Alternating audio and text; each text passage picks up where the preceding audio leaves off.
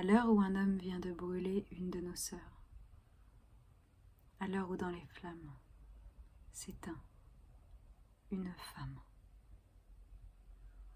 alors qu'un agresseur a emporté au bûcher sans cesse ravivé notre sœur Sierre, c'est l'écriture inclusive que veut immoler Jean-Michel Blanquer. Il a déclaré encore avant-hier « Notre langue est le premier trésor français ». Vous faites bon apôtre, mais est-il seulement nôtre, ce trésor qui se parle en majorité sur le sol africain ? Et personnellement, je préférerais en place de ce butin chérir l'égalité, l'abolition des violences pour nous, les opprimés, vivre enfin en paix notre existence. Notre langue est le premier trésor français, celui qui nous relie tous. Oui, tous. Et non toutes.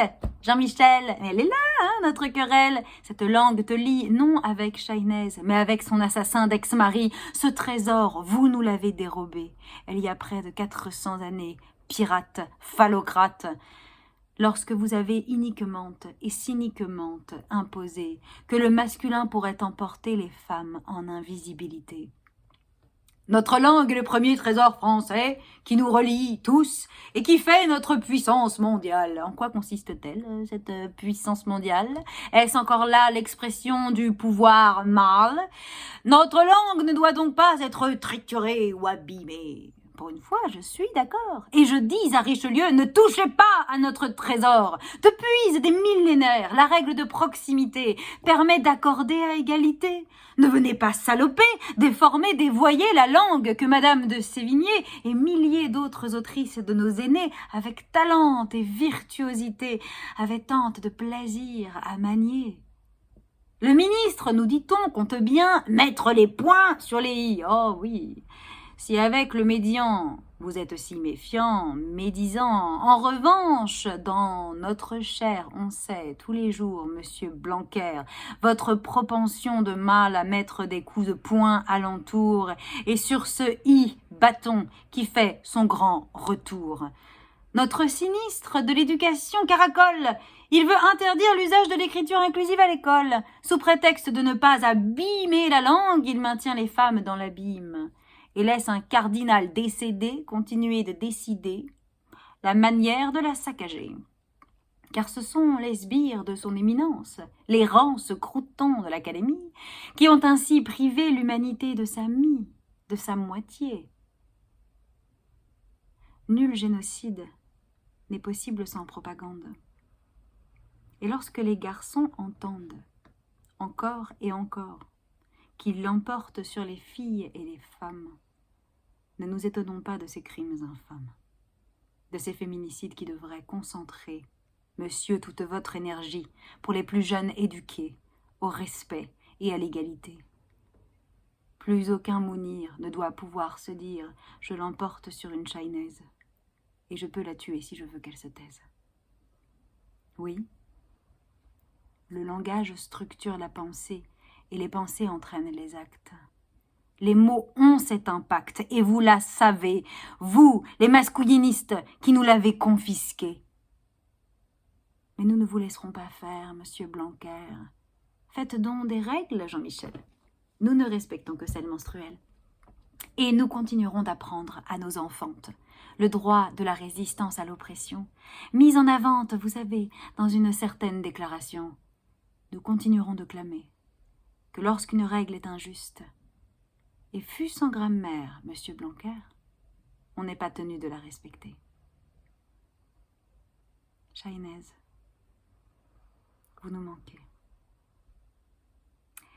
Et puisque, monsieur Blanquer, vous instrumentalisez les personnes en situation de handicap qui ont pourtant bien d'autres difficultés, sur lesquelles en revanche vous jetez une cape d'invisibilité, afin de discréditer l'écriture de l'égalité, en tant que dysorthographique patenté, habitué au 0-42 en dictée, non, ce n'est pas une note que je viens d'inventer, parce que par une orthographe élitiste et une grammaire masculiniste, toute ma vie j'ai été perturbée, marginalisée. Voici la merveilleuse solution que j'ai trouvée.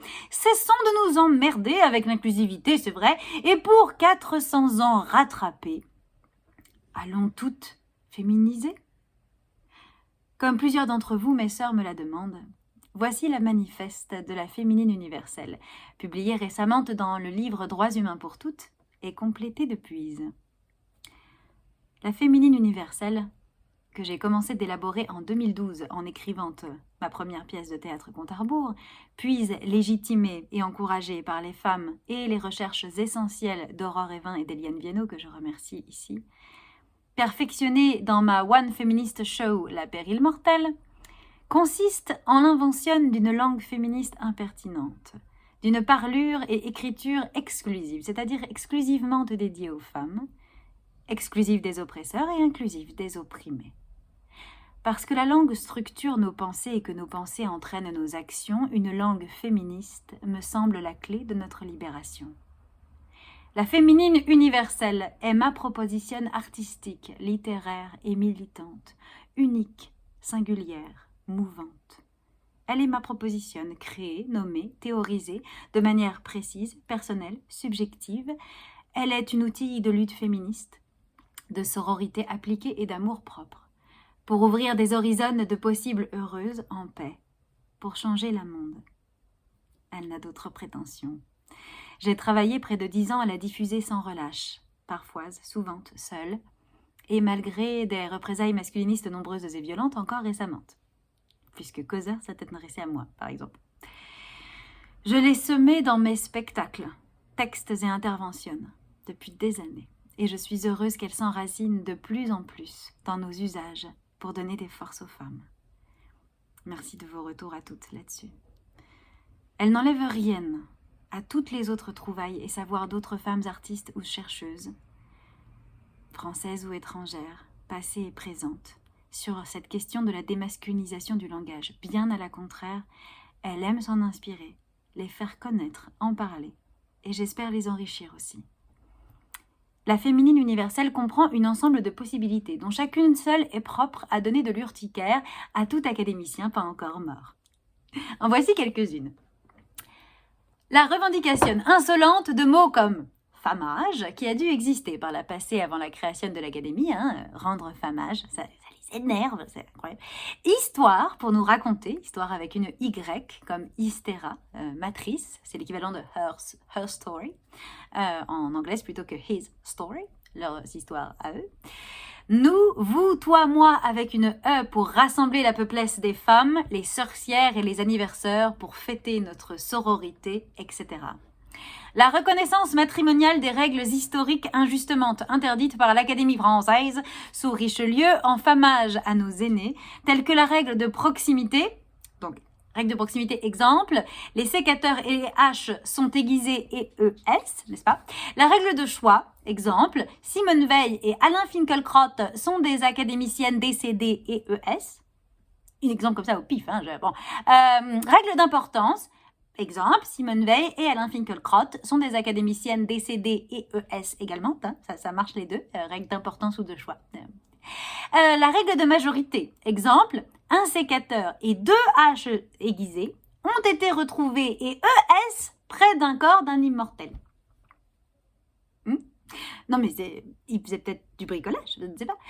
Ou encore les noms de métiers ou titres légitimes qui ont existé pendant des siècles et des siècles ou qui méritent d'exister, c'est-à-dire autrice, peintresse, mairesse, professeuse, ministresse, ingénieuresse, sécatoresse, etc. La féminisation de la grammaire, selon la règle, la féminine l'emporte sur la masculine.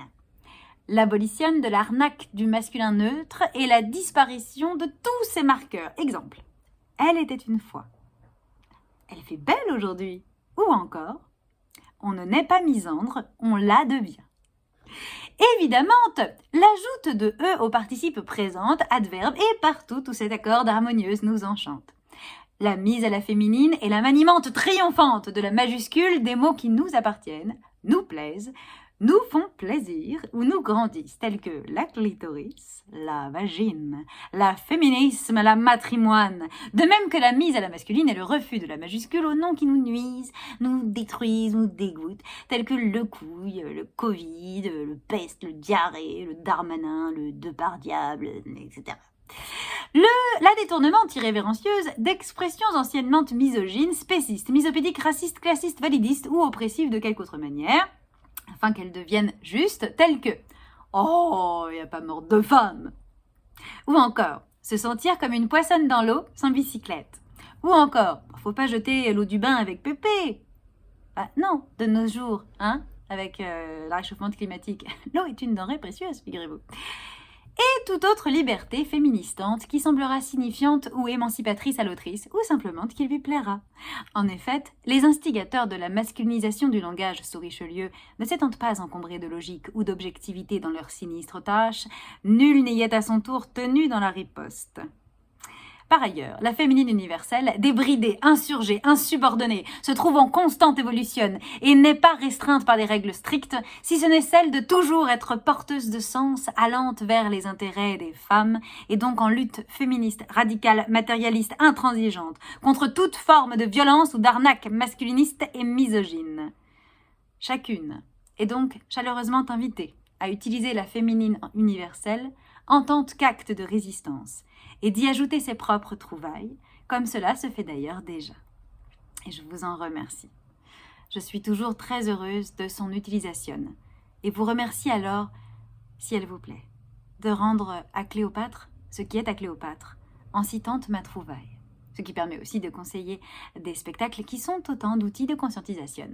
Car affirmer la maternité de nos œuvres à chacune consolide notre matrimoine commun, toujours en train de naître, puisque la matrimoine, ce n'est pas que la passée, c'est la présente qui se crée, et participe de nos luttes féministes et sorores contre l'effacement et la mise sous anonymat, qui menacent toujours les créatrices, croyez-moi, ainsi que contre l'appropriation et l'instrumentalisation de nos inventions de femmes, de féministes, par des hommes, et à nos dépens. Merci.